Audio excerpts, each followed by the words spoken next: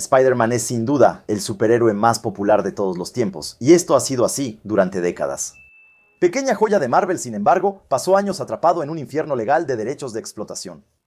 Desde que Marvel lo vendió por una miseria a Sony Pictures en 1999 para sobrevivir. Y mientras que hoy en día el gigante Marvel ha recuperado todas sus licencias, Spider-Man sigue siendo el punto de tensión de toda una industria.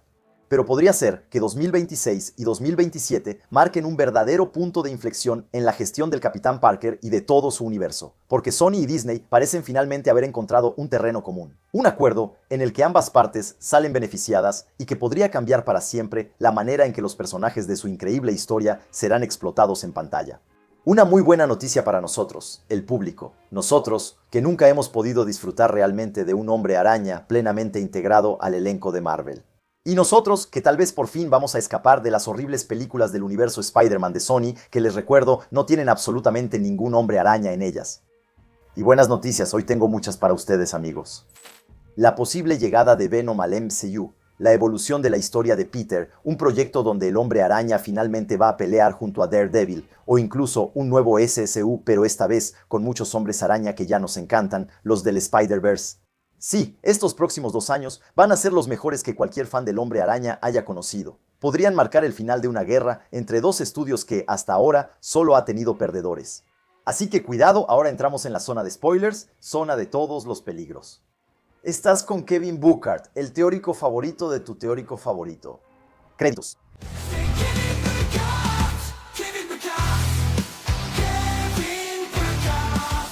La araña de ojos dorados.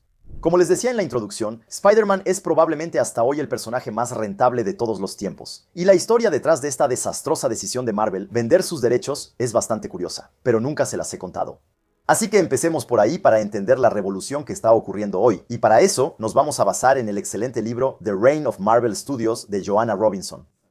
Mientras que los cómics vivieron décadas de sueños, los años 90 vinieron a cambiarlo todo con la llegada de los videojuegos.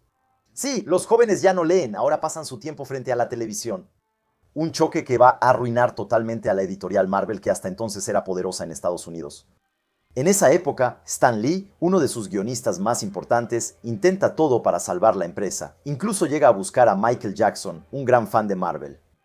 Sí, Michael en persona, solo que se da cuenta de que Mikey tiene un interés oculto. Gran fanático del Hombre Araña, quiere absolutamente interpretar a Spider-Man en el cine y le gustaría comprar solo los derechos del personaje. Él quería ser Spider-Man, comprar los derechos de Spider-Man. Creo que quería interpretar el papel de Peter Parker. Stan Lee le aclara entonces que, en ese momento, los personajes no se venden por separado. Es todo o nada, es entonces cuando Michael propone comprarlo todo. Pero eso era sin contar con el gran villano de esta historia. Permítanme presentarles a Isaac Perlmutter. Un hombre de negocios israelí-estadounidense que, en ese entonces, era dueño de la empresa de juguetes Toy Biz. Sí, el nombre lo dice todo. Muy cercano a Marvel desde hace años, como productor oficial de juguetes de la licencia, él ve en la decadencia de la editorial una oportunidad increíble de hacer negocio. Entonces, bloquea la venta a Michael Jackson y compra el estudio, totalmente desesperado, por una ganga. Su objetivo es claro. Él no está aquí para salvar la casa de las ideas, sino para hacer la mayor cantidad de dinero en el menor tiempo posible. Después de todo, la emoción se ha venido abajo desde siempre y tal vez el tiempo de los superhéroes ya terminó. Pero para eso tenía una carta que jugar. Él y su compañero, Avi Arad. Me encanta Spider-Man. Es el gran héroe de mi vida. Recuerden bien este nombre, ya verán. Nos vamos a divertir mucho. Entonces decide vender la mayor cantidad posible de derechos de personajes a todos los estudios posibles. La idea es hacer entrar dinero, recuperar la inversión y esperar vender juguetes a través de las películas producidas. Y lo gracioso es que en esa época, ni él ni Avi Arad creían ni por un segundo que las películas de superhéroes fueran a funcionar, mucho menos Spider-Man. Y sí, los tipos ya la veían venir desde entonces. Unos meses después de su llegada, Universal compra los derechos de Hulk y Namor. New Line se queda con Blade, Fox toma las franquicias más grandes con los X-Men y los Cuatro Fantásticos, y Sony logra adquirir todo el universo de Spider-Man por la módica suma de $7 millones. Marvel intentó ofrecérselos en un paquete de 28 personajes que incluía a Iron Man, Thor, Black Panther, Los Vengadores y compañía. Pero Sony solo quería a Spidey. No me sorprende. Por su parte, Avi Arad y Perlmutter no veían ningún potencial especial en el personaje. Pero entonces, ¿qué incluye este trato? Pues por $7 millones, Sony obtiene los derechos cinematográficos, televisivos y animados de todo el universo de Spider-Man, pero con una condición. lanzar regularmente películas de Spider-Man para conservar los derechos. Según las filtraciones del hackeo que sufrió Sony en 2014, deben lanzar una película cada 5 años y 9 meses, con una producción que debe comenzar como máximo 3 años y 9 meses después del estreno de la anterior. Un plazo que puede extenderse si Sony llega a estrenar 3 películas en 8 años, y ahí muchas cosas se aclaran. ¿Por qué Sony lanza trilogías en tan poco tiempo? ¿Por qué ya ha habido 3 reinicios? O incluso, ¿por qué solo el SSU? ¿Por qué? Pues por los derechos. Así que no se preocupen, nunca les va a faltar contenido de Spider-Man, Sony no se va a arriesgar a perder todo eso. Porque desde que adquirieron la licencia, el estudio ha generado más de 11.000 millones en ingresos, es decir, una plusvalía del 160.000%. Se los digo mi padre, ellos tienen buen ojo, sobre todo porque, para terminar con ellos, la historia no termina ahí. Porque Avi Arad, quien impulsó fuertemente la venta de estos derechos, es un productor ejecutivo. A él le debemos especialmente las primeras películas de Spider-Man de Sam Raimi, Blade y otros X-Men, donde trabajó mano a mano con los estudios a los que les había vendido los derechos. Sin embargo, Avi no creía en absoluto en la idea de un estudio Marvel interno. Para él, hacer películas en solitario y luego seguir con una película de los Vengadores nunca funcionaría. Pero eso fue hasta la llegada de cierto Kevin Feige. El joven productor, que ya había demostrado su valía en la trilogía de X-Men, fue reclutado por Perlmutter, quien quería demostrarle a su socio que un estudio interno funcionaría. Entonces pone a Feige a prueba para producir 2 películas en un tiempo récord y sobre todo con las arcas vacías. Feige entonces decide apostar por Iron Man y Hulk y asume todos los riesgos con un banco para financiarlos. Es simple, si funciona es un gran premio, si fracasa es la bancarrota. Y ustedes ya conocen la historia, fue un éxito total. Avi Arad, por su parte, es humillado y renuncia justo antes del lanzamiento de Iron Man. Pero esperen, esto no termina aquí. Lo que sigue es genial. Como Avi Arad es ante todo un productor, decide crear su propia empresa para seguir colaborando con Sony, especialmente en el reinicio de Spider-Man, las de The Amazing Spider-Man. Pero sobre todo en 2018, cuando se convierte en el gran jefe, mejor dicho, el visionario que va a lanzar el SSU. Convirtiéndose en Kraven el Cazador, insistiendo mucho con Sony para lanzar este universo independiente del MCU.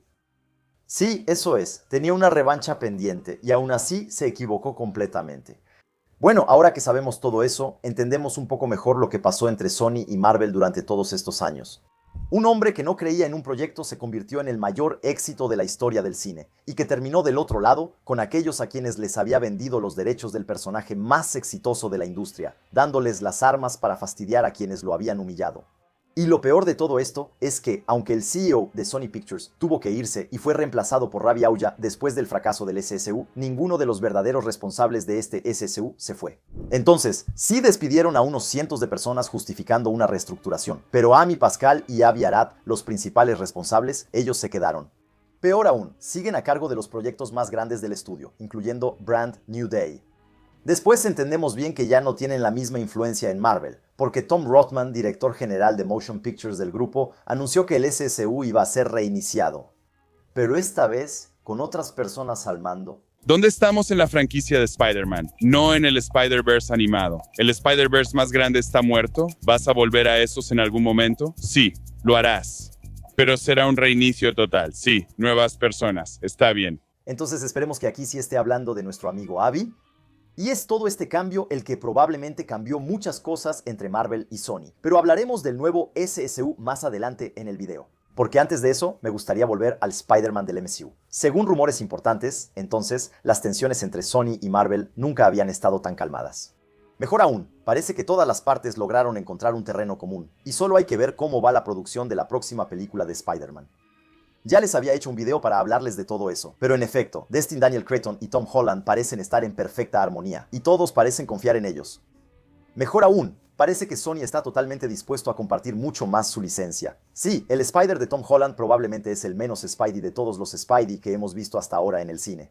No hay MJ, en serio me refiero. No hay Gwen, no hay Harry, y ni siquiera hay un villano emblemático, aunque el lore del héroe es infinito. Hasta ahora, solo realmente el Buitre y Misterio han sido adaptados, y aún así al estilo Stark. Sí, no cuento la multitud de villanos de No Way Home que solo son papeles reciclados para complacer a los fans. Todo estaba controlado por Sony, que quería usarlos en su propio universo, reduciendo enormemente las perspectivas y limitando a Peter a tener que integrarse en el MCU bajo la tutela de Tony, Fury o incluso Strange. Pero ese tiempo parece haber terminado. Ahora Peter está listo para volar por su cuenta. Y aunque todavía no lo hemos visto hacer equipo con Daredevil contra el Kingpin, ni hemos visto la aparición de Dormammu, se siente que el soft reboot del MCU podría cambiar todo eso. Ya desde el elenco del próximo Brand New Day, que se ha ampliado como nunca antes. Pero también porque Sony parece simplemente dispuesto a dejar que Marvel tenga carta blanca en el futuro. Simplemente porque su SSU ya no va a fingir pertenecer al mismo universo, y por lo tanto ya no necesitan tener la exclusividad de los villanos. Quizá por fin estamos llegando al final de esta guerra que ha durado años, con un Sony que ponía una presión constante sobre Kevin Feige, donde cada decisión sobre una película del MCU o del SSU que involucraba a Spider-Man llevaba a un verdadero pulso. Al igual que con el trato de Venom, Avi Arad quería imponerse a quien lo había humillado, dejando un verdadero ping-pong ridículo entre Venom y No Way Home. Bueno, ridículo, quizá ya no tanto al final. Veneno en casa de Mickey. En 2021, la escena postcréditos de Venom, Carnage liberado, hace que Venom viaje al universo del MCU sin la menor explicación. Un momento que probablemente puso muy tenso a Kevin Feige, quien, en la siguiente película, lo manda de regreso a su casa sin pensarlo dos veces. Bueno, en la disputa entre los dos estudios, de todos modos tuvo que ceder y dejar un pequeño pedazo de simbionte en la barra. Un detalle que de hecho fue aprovechado en el tráiler engañoso de Venom 3, que nos hacía creer que el general Strickland había recuperado ese pedazo de simbionte, sembrando la duda entre los universos, pero obviamente, una vez más, era una gran mentira. En fin, así que lo sabemos, Feige no quería tener absolutamente nada que ver con el universo del SSU, o los universos del SSU. Ya ni siquiera sabemos. Daniel R. Erpikov había especificado que no había ningún plan previsto con Venom, pero eso fue así hasta que salió un informe hace unos días de My Time to Shine y Leo. Según ella, Kevin Feige ahora querría a Venom para Secret Wars. Entonces, podemos creerle o no, pero no es la única que ha insinuado la llegada del simbionte al MCU. Otro informante, The Redacted Guy, que de hecho es bastante confiable, especialmente cuando se trata de Spider-Man, publicó esta imagen de un Spider-Man negro, con el diseño de la primera aparición del simbionte en los cómics. Bueno, no es una imagen oficial de los cómics, sino un fanart muy popular desde hace años, no importa. Dos elementos que hacen pensar que el simbionte y Venom quizá no estén tan lejos después de todo, y eso no es todo. Ya les hablé de esto en este canal, pero el actor de McGargan, alias el Escorpión, había anunciado su regreso en las redes sociales compartiendo cada vez imágenes de Escorpión y de su Venom.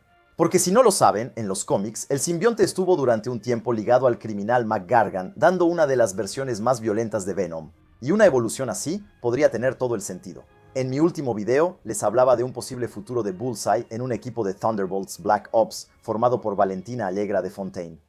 Un equipo que podría convertirse en una secuela de la película Thunderbolts en el de los Dark Avengers, llevando a los actuales New Avengers a enfrentarse a Valentina y los suyos.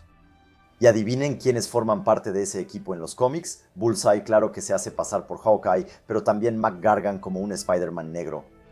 Pero entonces, ¿cómo introducirlo directamente en Brand New Day? Pues bien, viejos rumores nos hablaban de un final completamente loco, donde Peter podría morir y el simbionte podría hacerlo resucitar. Incluso decían que veríamos el funeral de Peter y que el famoso simbionte iría a hacerlo volver desde la tumba, dándonos la mítica portada de Kraven, la última cacería de Kraven. Sí, sabemos que Destin Daniel Cretton adora dar vida a las viñetas y portadas más míticas de Spidey, y ya hemos visto bastantes elementos que lo demuestran en la promoción. Entonces, ¿por qué no? Pero también podría ser que Kevin Feige se mantenga en su decisión inicial de no incluir el simbionte de Sony y que más bien lo haga como en los cómics, con una primera aparición en la película Secret Wars. Y algunas pistas me hacen pensar que estamos más cerca de esa opción. Recientemente, Sony compartió documentos realmente interesantes, las 3 primeras páginas del guión, garabateadas por Tom Holland y Destin Daniel Cretton ellos mismos. Se anotan ideas, se responden entre ellos, en fin, es genial que compartan esto, me encanta. Ahí vemos elementos que aparecen en el tráiler, especialmente lo que contiene la carta, una MG, pero también cómo son interrumpidos por la famosa historia de Ned en el O'Malley. Pero lo más interesante que aprendemos es que Peter ahora es totalmente autónomo y está solo. Ya no depende para nada de la tecnología Stark y tuvo que, como si nada, fabricar su propio equipo con lo que encontró aquí y allá. De hecho, vemos que tiene una impresora 3D casera súper potente que aparece en el tráiler y que le permite construir y mejorar su traje todo el tiempo. Un elemento confirmado por el propio director. No, su traje ya no es de nanotecnología, ahora está inspirado en los de Toby y Andrew y debe ser mejorado constantemente o simplemente recreado. Porque ahora cada pelea lo deteriora cada vez más. También se sabe que ha desarrollado una nueva IA llamada Evie. Bueno, no sabemos mucho más por el momento, aparte de que Tom mencionó que es lo más cercano a un amigo que Peter tiene. En fin, lo que hay que recordar es que su traje va a estar sometido al desgaste de las peleas. Y ya sabemos una cosa, él y el personaje de su DC serán centrales en la historia de Secret Wars. Mejor aún, pasarán directamente de la etapa Brand New Day a Secret Wars sin pasar por Doomsday, así que no habrá adaptación posible entre las dos películas, no habrá mejora. ¿Y probablemente ninguna preparación? Entonces, Peter va a entrar en este nuevo universo, claro, con telarañas orgánicas ya que no tendrá nada allá para fabricarlas, eso, problema resuelto, pero también con un traje destructible. Y entonces, como en la primera Secret Wars del 84 tal vez en algún momento necesite pasar por una máquina creadora de trajes. La famosa máquina que contiene el simbionte, el que más tarde creará a Venom. Entonces, si Kevin Feige logra convencer a Sony de que es la mejor solución, veo perfectamente que las cosas sucedan así. A menos que todo eso suceda en la escena post-créditos o simplemente quede sin explicación con una salida de la tumba directamente al Battleworld. Pero ahí, bueno, personalmente me parece un poco demasiado loco. Pero después de todo, esta película es tan secreta que no tenemos absolutamente ninguna idea de cómo se va a desarrollar. Sobre todo porque muy pronto tendrán lugar en Londres, en los estudios Pinewood, nuevas grabaciones tanto de Doomsday como de Brand New Day. Sí, los Russo, Destin, Tom Holland y RDJ en el mismo lugar al mismo tiempo. Ahora, no estoy diciendo que vaya a aparecer Doom al final de Brand New Day, pero si quieren mi opinión, la película todavía nos va a guardar muchísimas sorpresas. Imaginen, al final de la película o en la escena postcréditos, un cara a cara, Doom y Peter. El hype que eso generaría justo antes de Doomsday, increíble. Sobre todo porque los rusos siempre han estado involucrados en el desarrollo del personaje. Para recordar, ellos fueron quienes lo introdujeron en el UCM, con la difícil tarea de mostrarle al público, en unos minutos, quién era y de dónde venía. Y así fue como decidieron no hacerlo responsable de la muerte de su tío Ben. Sí, otro cambio gigantesco respecto a sus orígenes, pero acaban de aclarar en una entrevista que para ellos era una manera de mantenerlo inocente, con un destino menos pesado de cargar para su edad. Al final será la tía May quien le inculcará ese famoso proverbio, ¿tienes poder? Y con él viene una gran responsabilidad. Un mantra que parece haber entendido más o menos al revés, ya que hoy, en los famosos guiones, vemos que piensa que su responsabilidad ahora es olvidarse de sí mismo en Spider-Man y hacer el bien cueste lo que cueste, aunque eso signifique olvidarse por completo, como el resto del mundo. Bueno, todo eso será en los próximos 2 años. Pero después de los nuevos Spider-Man, mientras que el nivel callejero se ha reactivado al máximo en el MCU, Peter Parker, por su parte, brilla por su ausencia desde hace años. Sí, el tiempo vuela, y no hemos visto a Tom Holland ponerse el traje desde hace más de 5 años. En general, aparte de la animación Tu amigo y vecino Spider-Man, que salió a principios del año pasado, no hemos tenido ninguna película o serie de Spider-Man desde 2023 y más allá del Spider-Verso. Por eso este año, 2026, es un verdadero acontecimiento para los fans del Hombre Araña. Porque no solo Spider-Man, Brand New Day llega con todo en julio, sino que no es el único. Tobey Maguire también debería regresar en Doomsday. La serie animada, Tu amigo y vecino Spider-Man, llega con su segunda temporada este año y sobre todo, en unos días, sale el primer episodio de Spider-Noir. Un nuevo enfoque, directamente en formato de serie, inspirado en el personaje del Spider-Verso y que podría revolucionar todo el enfoque alrededor de los hombres araña. Porque como les decía hace un momento, Tom Rothman anunció que un nuevo SSU verá la luz, que han aprendido de sus errores y que serán nuevas personas quienes se encargarán de ello. Pero, como dijimos antes, Sony le dio total libertad a Marvel respecto al Hombre Araña de Tom Holland. Ellos, que inicialmente insistieron mucho en que John Watts dirigiera una nueva trilogía, los locos, finalmente aceptaron dejar que Kevin Feige pusiera a su protegido. Así que hay algo que se está preparando tras bambalinas en Sony, algo grande. Ya que hay muchas posibilidades de que el estudio le confíe este nuevo SSU al dúo mejor posicionado para convertirlo en un verdadero éxito.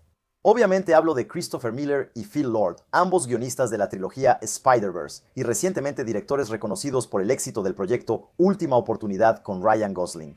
Sí, evidentemente, últimamente todo lo que toca este dúo se convierte en oro. Y parece que el proyecto Spider-Man Noir que están produciendo es para ellos y para Sony una prueba a gran escala de cómo podría ser el SSU del futuro. Es decir, una multitud de películas y series en live action o animación alrededor de los personajes Spider del multiverso. Y por lo que he escuchado, muchos creadores y periodistas ya tuvieron acceso a los episodios. Todos hablan muy bien de ellos. Lo que hace Nicolas Cage con Lord Miller es mucho más maduro y finalmente toma un nuevo rumbo. Por una vez, un proyecto de Spider-Man no está dirigido al gran público, a las familias, sino que se atreve con el género. Algo que Sony nunca había hecho realmente.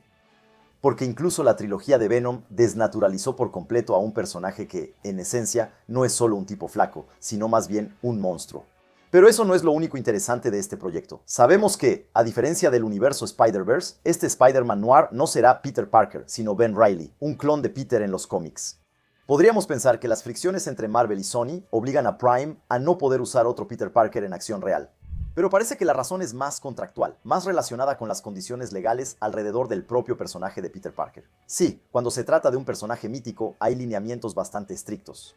Así que no, Peter Parker no puede fumar cigarrillos grandes mientras dispara a criminales. Si Prime y Sony quieren mantener ese tono tan adulto, simplemente tienen que cambiar el nombre. ¿Y quién mejor que el atormentado Ben Reilly para retomar ese papel? Pero el elemento más interesante de esta adaptación no está ahí, una vez más, sino en la elección de los villanos seleccionados. Por primera vez, vamos a ver a dos personajes idénticos viviendo en paralelo en live action en dos universos diferentes y no en cualquiera. En este caso, Tombstone, que debería ser uno de los personajes principales de la nueva trilogía del MCU y que aquí, el mismo año, se permite aparecer en una serie producida por Sony. Un elemento que parece insignificante a primera vista, pero que viene a confirmar el cambio total de paradigma entre Sony y Marvel, que nunca se había atrevido a hacer esto. Para darte un ejemplo, hace algunos años, Ryan Coogler soñaba con incluir al personaje de Crab en su primera película de Black Panther. Una solicitud categóricamente rechazada por Sony, que ya tenía planeada una película sobre el personaje, la cual finalmente saldrá 8 años después, lanzando al mismo tiempo el SSU. Y es exactamente eso lo que me hace pensar que hay razones para tener esperanza en el futuro de Spidey, o incluso de los Spideys. Porque, una vez más, esa es una de las críticas más mencionadas en internet sobre el Peter de Tom Holland. Su situación contractual lo relegó al papel de protegido de Tony Stark, y debido al control de las IP por parte de Sony, se desvirtuó completamente todo lo que lo hacía realmente fiel a sí mismo. Sí, Peter debe sufrir, sí, debe pasarla mal en la vida, y sí, queremos que termine con la hermosa Gwen o la increíble MJ. ¿Y dónde está nuestro Duende Verde? Carajo, al final, perdón. En fin, todo esto sobre todo abre nuevas oportunidades, la posibilidad de verlo finalmente interactuar con los otros personajes callejeros. Porque sí, en el avance de Brand New Day, lo vemos recibir las llaves de la ciudad de Sheila, la nueva alcaldesa de Nueva York. Pero bueno, si hacemos un balance, aún tenemos a Sentry que hizo desaparecer la ciudad en las tinieblas sin rastro del hombre araña. Cuando Luke Cage se convirtió en alcalde y puso en marcha una fuerza especial que literalmente secuestraba ciudadanos, nadie. Y cuando Daredevil y la mitad de Nueva York se rebelaron contra ese mismo alcalde, ¿dónde estaba nuestro Salvador de Nueva York? En algún momento, si queremos que Spider-Man sea mínimamente creíble como el consentido de los neoyorquinos, tal vez haya que involucrarlo un poco más en la vida de la ciudad, fuera de sus películas. Y eso podría finalmente suceder pronto. En todo caso, eso es lo que parece indicar una vez más el informante My Time to Shine.